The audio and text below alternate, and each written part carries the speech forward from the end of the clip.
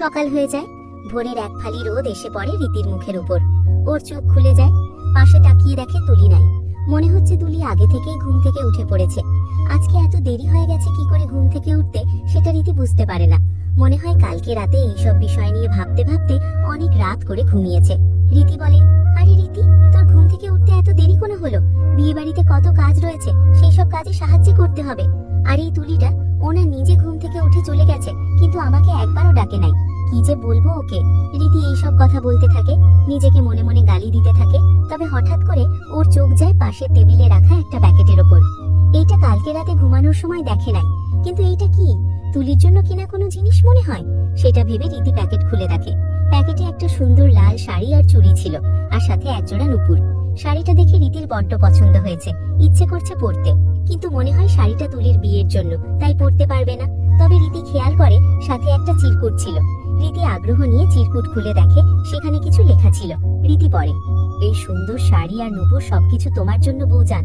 এই মেহরাব চৌধুরী দুই তৃষ্ণা ভরা চোখে তোমাকে এই লাল শাড়িতে দেখার জন্য অপেক্ষা করবে। দয়া করে তুমি আমার জন্য এই শাড়ি পরে সেজে নিচে আসো। রীতি চিরকুটটা পড়ে অবাক হয়ে যায়।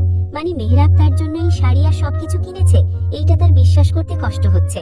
মেহরাবের কাছ থেকে কোনো জিনিস উপহার পেতে পারে সেটা সে ভাবতে পারে নাই, কিন্তু তবুও একটা শান্তি লাগছে। মেহরাবের দেওয়া প্রথম উপহার তার জন্য, তাই রীতি শাড়িটা নিয়ে ওয়াশরুমে চলে যায়। মেহরাব নিচে দাঁড়িয়ে থাকে। সে শুধু সিঁড়ি দিয়ে রীতির আসার অপেক্ষা করতে থাকে। এখনো কোনো আসছে না রীতি। তাহলে কি রীতি মেহরাবের দেওয়া শাড়ি পরবে না? এইসব কথা তার মাথায় ঘুরপাক খাচ্ছে। কিন্তু মেহরাবের সব ভাবনা ভুল করে দিয়ে রীতি শাড়ি পরে নিচে আসে। মেহরাব সেটা দেখে হেসে বলে, এই না হলো আমার বউজান, কি সুন্দর লাগছে দেখতে, একদম আসমান থেকে নেমে আসা কোনো পরী। ও মেহরাব, এত সুন্দর বউকে তুই কি করে এতদিন দূরে সরিয়ে রাখতে পারলি? তবে এখন এই সুন্দর মায়াবী মেয়েটা শুধু আমার, এই মেহরাব চৌধুরীর। রীতি কালকে মেহরাবের উপর কত রাগ দেখালো, তাকে মেনে নিবে না বলল, কিন্তু এখন সকালে শাড়ি পরে চলে এসেছে। মেয়েটা এত বেহায়া হয় কি করে? নিজেই তার প্রিয় মানুষকে দূরে যেতে বলে, কিন্তু যখন সে দূরে চলে যায় তখন নিজেই তার কাছে গিয়ে ধরা দেয়। মেহরাব একটু কাছে গিয়ে দাঁড়ায় রীতির পরে বলে, বউজান, আপনি কি জানেন আপনাকে দেখলে একটা অদ্ভুত শান্তি লাগে মনের মধ্যে? যেন মনে হয় পৃথিবীতে আমি সবচেয়ে বেশি লাকি মানুষ, যার কাছে এত সুন্দর বউ আছে। সবসময় আপনার রূপের কাছে আমি হেরে যাই, আর ভবিষ্যতেও হেরে যেতে চাই। মেহরাবের বলা প্রতিটা কথা রীতির মনের মধ্যে এক শীতল অনুভূতির প্রবেশ করিয়ে দেয়। এই লোকটা এত সুন্দর করে কথা বলতে পারে সেটা রীতি জানতো না। কোনো যেন ওনার প্রতি একটা আলাদা মুগ্ধতা কাজ করছে। রীতির ইচ্ছে করছে মেহরাবের প্রতিটা কথা শুনতে। এই 2 বছর ধরে জমে থাকা সকল অভিমান মেহরাবকে জড়িয়ে ধরে ওর বুকে মাথা রেখে ভুলে যেতে। কিন্তু মেহরাবের করা অন্যায় রীতি ভুলে যায় নাই।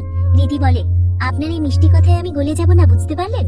আর আপনি কোন সাহসে এই শাড়ি চুড়ি আর নুপুর আমার রুমে রেখেছেন? যদি তুলি দেখে নিত তাহলে কি হতো? এত সাহস হয় কি করে আপনার? আমার সাহস সবসময় একটু বেশিই বউজান। কিন্তু একটা কথা বলুন তো, আপনি কেন আমার দেওয়া শাড়ি পরলেন? ফেলে দিতে পারতেন, যেহেতু আপনি আমাকে ঘৃণা করেন। রীতি তার 2 নয়ন দিয়ে তাকায় মেহরাবের দিকে। দেখি কি সহজ করে বলে দিল তার দেওয়া উপহার ফেলে দিতে। রীতি যদি এত সহজে উপহার ফেলে দিতে কখনো পারবে না, কারণ এইটা তার স্বামীর দেওয়া উপহার। রীতি বলে, উপহার ফেলে দেন নাই, কারণ কারো দেওয়া কোনো কিছু আমি ফেলে দেই না। আর এই শাড়ি পরেছি কারণ যদি তুলি এই শাড়ির কথা জিজ্ঞেস করতো তাহলে কি বলতাম? এমনিতেই আমার ভালো কোনো কাপড় ছিল না, তাই বাধ্য হয়ে এই শাড়ি পরেছি, এর চেয়ে বেশি কিছু না। মেহরাব ওর মিথ্যে কথা বলা দেখে হাসে। মেয়েটা কেমন তাই না, গুছিয়ে মিথ্যেও বলতে পারে না। মেহরাব জানে রীতি তার দেওয়া উপহার কখনো ফেলে দিবে না, তাই দিয়েছে। মেহরাব বলে, আচ্ছা ঠিক আছে, বুঝতে পেরেছি, আর মিথ্যে বলতে হবে না। আমার একটা কাজ আছে, যার জন্য বাহিরে যেতে হবে আমার। আর আদর্শ স্বামীরা সবসময় কোথাও যাওয়ার আগে তার বউয়ের অনুমতি নিয়ে যায়। তাহলে বউজান, আপনি কি আমাকে অনুমতি দেবেন কোথাও যাওয়ার? মেহরাবের এই বউজান ডাকটা রীতির মনের ভিতরে ঝড় তুলে দেয়। এই ডাকটার জন্য কত অপেক্ষা করেছে সে। রীতি যতই শক্ত থাকার চেষ্টা করুক না কেন, মনে মনে সে দুর্বল হয়ে যাচ্ছে মেহরাবের উপর। রীতি বলে, আপনি কোথায় যাবেন সেটা আপনি জানেন, আমি কি বলবো? যেখানে ইচ্ছে সেখানে যান। এই কথাটা এত তিক্ত করে বলার কি আছে? একটু মিষ্টি করে বললেও তো হতো। এখন এরকম কথা সহ্য করছি, কিন্তু একবার শুধু আমার বাড়িতে আসুন, তখন কি করে ভালোবেসে স্বামীকে বিদায় দিতে হয় শিখিয়ে দিব। ওকে বাই বউজান, একটু পরে চলে আসবো। যদি বেশি মিস করেন তাহলে ফোন দেবেন। Bye, I love you. Riti মেহরাবের কথা শুনে একটু লজ্জা পেয়ে যায়। কি যে হচ্ছে তার সাথে। মেহরাবের উপর যে রাগ দেখানোর চেষ্টা করুক, কিন্তু পারছে না। এই লোকটার মিষ্টি কথায় সে গলে যাচ্ছে। রীতি বলে, রীতি নিজেকে নিয়ন্ত্রণ কর, তুই এই লোকের কথায় গলে যাবি না। এখন কাজ করতে হবে, বিয়ে বাড়িতে কত কাজ রয়েছে। এই তুলিকে প্রথমে খুঁজি। রীতি গিয়ে দেখে তুলি টেবিলে বসে রয়েছে, সেখানে ওর মাও রয়েছে। তুলি রীতিকে দেখে কিছু বলতে যাবে, এর আগে ওর পরনের শাড়িটা দেখে। এই শাড়িতে রীতিকে দারুণ লাগছে। তুলি বলে, রীতি তোকে এই শাড়ি কে দিয়েছে বলতো? এত সুন্দর শাড়িটা, আর কি দারুণ লাগছে দেখতে তোকে।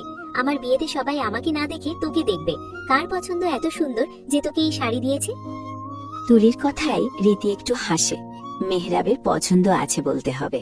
সত্যি শাড়িটা পরে রীতিকে দারুণ লাগছে। রীতি বিয়েবাড়ির বিভিন্ন কাজে সাহায্য করতে থাকে, যাতে তুলির মায়ের ভালো উপকার হয়। আর রীতি সব কাজে মোটামুটি ভালো পটু, তাই কোনো সমস্যা হয় নাই। মেহরাব একটা মিটিং করে সেই ব্রিজ নিয়ে। যেহেতু এটা সরকারি কাজ ছিল, তাই বেশি সমস্যা হয় নাই। তবে মেহরাবের বাড়ি ফিরতে ফিরতে রাত হয়ে যায়। আর আজকে শুভ আর তুলির গায়ে হলুদ হবে। রীতি আর তুলি তৈরি হয়ে যায়। তবে রীতি মেহরাবকে একটু খোঁজে, কিন্তু লোকটা সেই কখন বের হয়েছে, এখনো বাড়ি ফিরে আসার কোনো ইচ্ছে নাই। রীতি কি করবে তাই নিজে রেডি হয়ে যায়। বেশ মিষ্টি দেখতে লাগছে তাকে, সুন্দর হলুদ শাড়িতে। রীতি আর তুলি মিলে নিচে নামে। সেখানে অনেক মেয়েরা ছিল, তারাও এনজয় করতে থাকে। রীতি দেখে শুভও নিচ থেকে নামছে, কিন্তু সাথে মেহরাব নাই। রীতি গিয়ে শুভকে জিজ্ঞেস করে, শুভ ভাইয়া, তোমার সেই বন্ধু কোথায়? মানে ওই মন্ত্রী মেহরাব চৌধুরী কোথায়? ও, মেহরাব তো নিজের রুমে রেডি হচ্ছে। আসলে ওর একটা জরুরি কাজ ছিল, তাই ফিরতে দেরি হয়ে গেছে। কিন্তু তুমি হঠাৎ করে ওর কথা জিজ্ঞেস করছো? কোনো দরকার ওকে দিয়ে? না, তেমন কিছু না। তুমি যাও, তুলির পাশে গিয়ে বসো।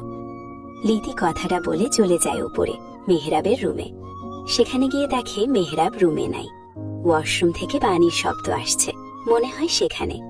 কিন্তু রীতি যে এখানে এসেছে সেটা যদি মেহরাব জিজ্ঞেস করে তাহলে কি বলবে? তাই রীতি চলে যাবে। ঠিক তখন পিছন থেকে মেহরাব ডাক দেয়, রীতি, আপনি এখানে কি করেন? কোনো দরকার ছিল আপনার রীতি? রীতি কথাটা শুনে থেমে যায়। সত্যি তার কি দরকার ছিল? কি বলবে? তবে একটা কিছু তো বলতে হবে। রীতি বলে, বিয়েবাড়িতে এত কাজ রয়েছে, ওইসব কি করবে?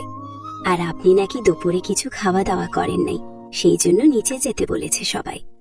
মেহরাব তেমন কিছু বলে না। সে এসে রীতিকে পিছন থেকে শক্ত করে জড়িয়ে ধরে।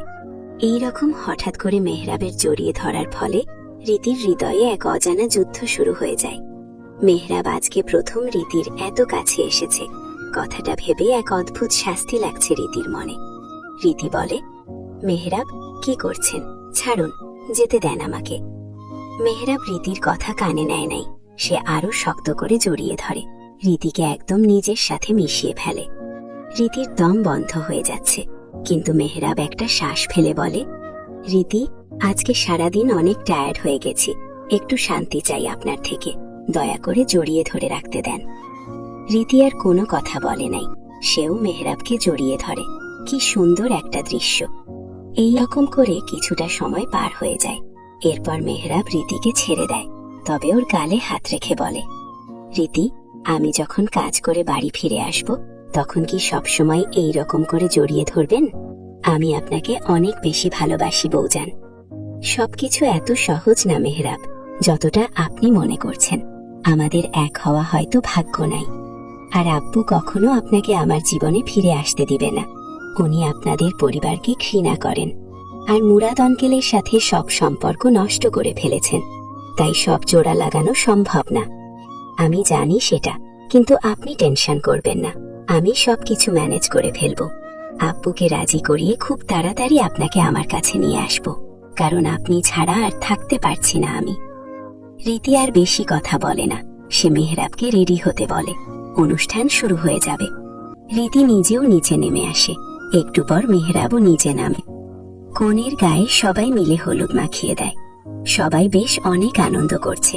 এখন সকলে নাচ গান করবে। তবে সবার মধ্যে তুলি বলে ওঠে, আচ্ছা, সবার আগে মেয়েদের মধ্যে রীতি আগে গান করবে। ও খুব সুন্দর করে গান গাইতে পারে। স্কুলের মধ্যে ওর চেয়ে ভালো গান কেউ গাইতে পারত না আগে। রীতি হঠাৎ করে নিজের গান গাওয়ার কথা শুনে অবাক হয়ে যায়। সে একটু মেহরাবের দিকে তাকিয়ে দেখে। মেহরাবও তাকে চোখ দিয়ে ইশারা করছে গান গাইতে, কিন্তু রীতি রাজি হয় না। তবুও তুলি জোর করে তাকে গান গাইতে পাঠায় আর বলে, শোন রীতি, এইটা একটা হলুদের অনুষ্ঠান। দয়া করে দেশের কোনো গান না গেয়ে রোমান্টিক কিছু কর। রীতি কি করবে, সে কি একটা গান শুরু করে। আমি এমন একটা তুমি চাই, এমন একটা তুমি চাই, যে তুমিতে আমি ছাড়া অন্য কেউ নাই। রীতির গানের গলা ঠিক কতটা ভালো সেটা মেহরাব খুব ভালো করে জানে। সত্যি মেয়েটার গলায় মধুরের মতো মিষ্টি সুর রয়েছে। উপস্থিত সবাই মুগ্ধ হয়ে গান শুনতে থাকে। মেহরাবও রীতির গানে বিভোর হয়ে যায়। তবে সবাই যখন ওর প্রশংসা করছিল তখনও বেশ ভালো লাগে। মেহরাবের বেশ গর্ব অনুভব হয়। সত্যি রীতি মেয়েটা বড্ড বেশিই ভালো। রীতি নিজের গান শেষ করে মেহরাবের দিকে তাকিয়ে দেখে। মেহরাব এত সুন্দর করে তার দিকে তাকিয়ে রয়েছে, সেটা দেখে বেশ লজ্জা করে তার। রীতির দুটো গাল পুরো লাল হয়ে গেছে। সত্যি দারুণ লাগছে তাকে। রীতি একটু হেসে চলে আসে, পরে তুলির সাথে বসে যায়। এখন তুলি আর শুভ নাচ করবে। সবাই তাদের জন্য হাততালি দেয়। মেহরাব এসে রীতির কাছে বসে আর বলে, বৌজান, আমাদের 2 বছর আগে বিয়ে হয়ে গেছে, কিন্তু সত্যি বলতে এই অনুষ্ঠান দেখে আবারও বিয়ে করতে ইচ্ছে করছে। তাই ঠিক করেছি আবার বিয়ে করে ফেলবো। চলুন তাড়াতাড়ি বিয়ে করি। আগে আপনি আমার আব্বুকে রাজি করান, পরে এখনো আমার আব্বু জামশেদ খানকে আপনি চিনেন নাই। আপনার সাথে বিয়ে দিবে কিনা জানি না, কিন্তু অবশ্যই মেরে কবরস্থানে পাঠিয়ে দিবে। আরে, সিনেমায় যদি শ্বশুর এত তাড়াতাড়ি তার মেয়েকে বিয়ে দিতে রাজি হয়ে যায় তাহলে মজা থাকে না। আর শ্বশুর মশাই জানে না তার মেয়ের জামাই কেমন, সো এত টেনশন করবে না। রীতি আর কোনো কথা বলে না। শুভ আর তুলি নাচ এনজয় করতে থাকে। সত্যি দুইজনকে বেশ ভালো লাগছে একসাথে। রীতি মনে মনে ভাবে, যদি সে আর মেহরাবও এমন করে বিয়ে করতে পারত তাহলে কত